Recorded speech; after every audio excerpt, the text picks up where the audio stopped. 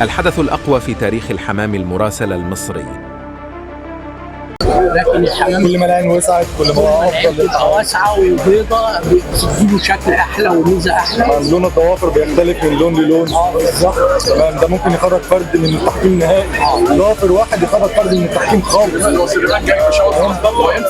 احنا داخل معانا هنا علم من اعلام الحمام المراسله المصري النهارده. ماستر مستر الغيه، اتفضل اقف معانا. اقف معانا هنا.